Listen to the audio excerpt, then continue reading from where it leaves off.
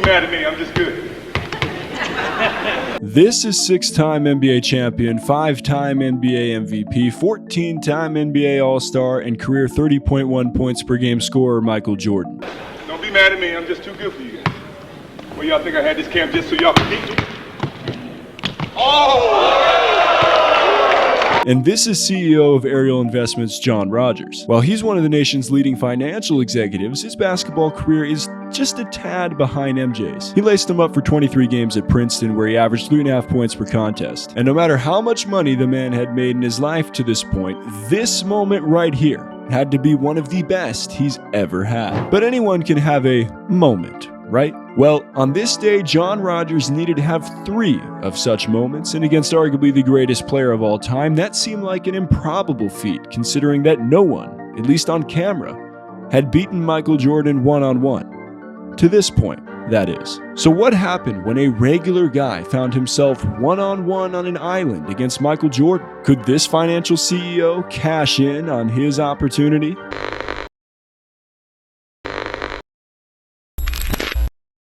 Alright, let's pause for a quick shout out to Rakuten, who is not sponsoring this video by the way. They're just the #1 option for cash back with online shopping. I use Rakuten whether it's through the website or the app every time I shop online, and I have a link in the description down below. Now, I'm completely transparent. This is an affiliate link. I will get credit if you go to this link, but most importantly, you will get credit, because when you spend $30, you'll get $30 back, and whatever store that you're shopping at, depending on the cash back that they're giving right now, you'll get that percentage back as well. It's legit. I've used this for years. Think about it like this. Support my channel through the link by buying whatever you want online. It's a pretty good deal, right? Let's get back to the video.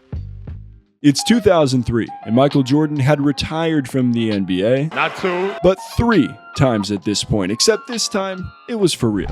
As Jordan waved to the crowd in Philadelphia at the conclusion of his final game in the league, his professional basketball playing days had come to an end. But his days of schooling casuals was only continuing. And I say continuing as opposed to beginning, because MJ's matchup with CEO John Rogers in 2003 wasn't the first time he'd laced them up against everyday folks. It's January 4th, 1994. The Chicago Bulls are beating the Detroit Pistons at the United Center, and just 3 miles from there, you're walking into the athletic club at Illinois Center, an upscale gym in downtown Chicago. You head to the basketball court and write your name down on the sign-up sheet to place some pickup, and right above your name, you see Michael Jordan written out. You figure it must be another dude who's got jokes, but to be honest, you're not digging his humor at the moment. Because despite the Bulls currently beating the Pistons in that night's game, you and pretty much every other Bulls fan are badly missing MJ, who retired to play baseball just 6 months ago. But when you step onto the court and survey your potential teammates, lo and behold, there he is. MJ continues to keep his touch and stay in shape by playing not with NBA players, but with everyday Joes at the athletic club at Illinois Center, where he plays a couple of days a week. His airness still has the moves, that's for sure. And the question we had for these guys playing with Mike was, what would it be like guarding the best player that ever was? Pause. Now, if you were one of these regular guys, how would you answer this question? Would you take the respectful approach of Alex? He's going about 30%, but that's only because he wants to. I mean, he can go to 100% just like that, you know, in a heartbeat. He hasn't lost a step? The timing's there and everything? Everything's there. Everything's there. He's playing with us. I mean, he could easily go back tomorrow and play with the best. Would you take the approach of Jim Watkins, aka the football body Scottie Pippen, and barely be able to squeak out a high after picking your jaw off the ground? Or would it be the approach of Jim's 14-year-old son, Aaron, who apparently figured out what NBA defenses had been trying to do for the first 9 years of Jordan's career before he retired? You know how to guard him. What do you have to do to check him? See, Michael's weakness is his shot.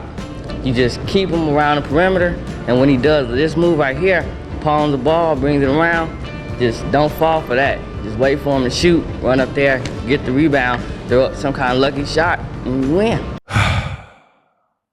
I think you can imagine what happened as a result of this statement. That's all I needed. That's all I needed for him to do that. And it became personal with me. Michael Jordan, at 30 years old, in the prime of his athletic career, going 30% speed, did whatever he wanted, whenever he wanted. Pull up 3 in your eye? Yup. Leak behind the defense and finish a one-handed dunk? Jeff Van Gundy's not stopping that. Run the break again off the steal for another jam in the open court. Light work. Catch at the elbow, rip through and wait for a cutting teammate leading to a foul.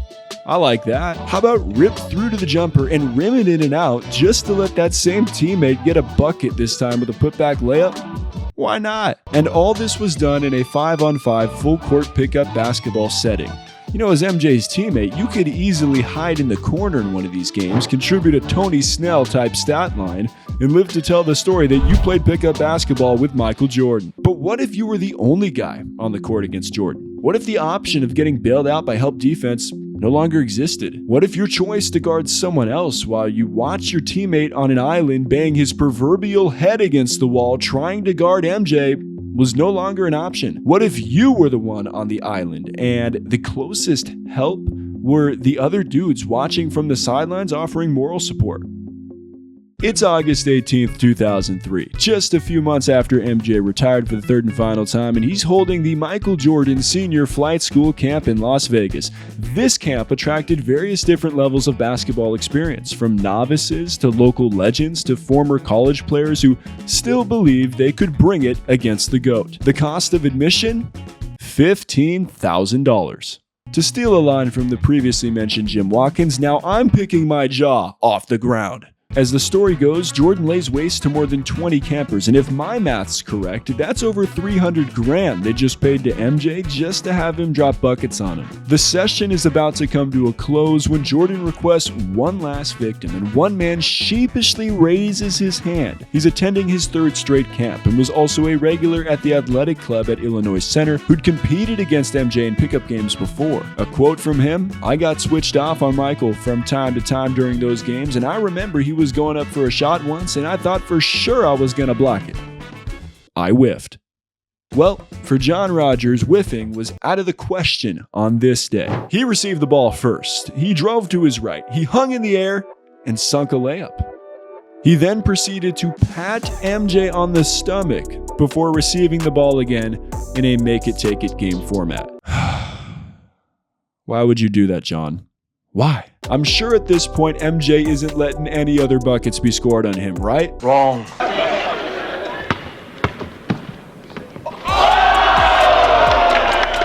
job, John.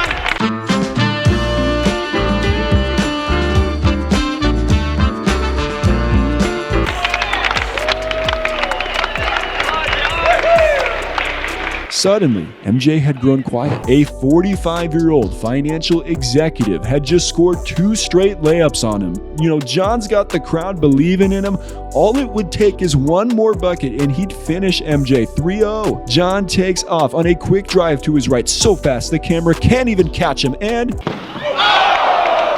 he blows his chance. Now it was MJ's turn. He looks down at John and says, Adidas. Oh, wow, I just noticed that. After insulting the man's sneakers, Jordan goes through a series of jabs and knocks down the perimeter jumper. Just about right to kick.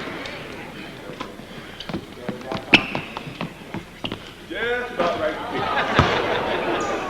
kick. Well, everybody, I guess John had his chance, right? It's over for him. This is where Jordan wins. Whoa, maybe not. Okay, this is where John redeems himself. Oh, no. Okay, Jordan, stop playing. Well, now John's complaining about having knee pain. Which knee is it? Which knee is it? Right. Don't ever give away that. Don't ever. You know, maybe what Jordan didn't realize, though, is that John was softening him up by saying that, because just a few seconds later, MJ would utter his last words in this game. That's right. Oh, no.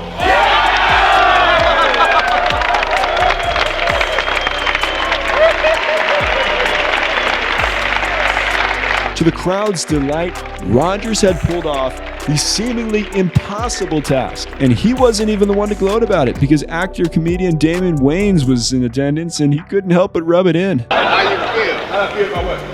About getting humiliated in the game. Nobody's involved with humiliation. In life, in the game, you get dunked on, you get crossed over. It all happens. But at your own camp?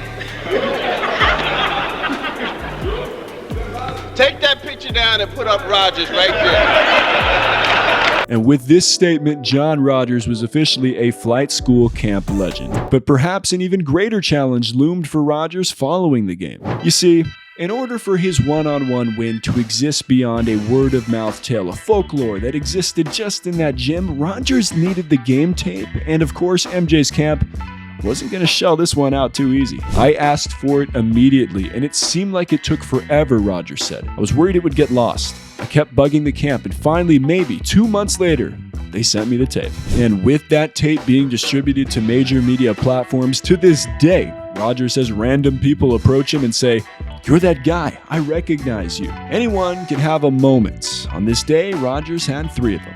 So, what happened when a regular guy found himself one-on-one on an island against Michael Jordan? He didn't just beat him.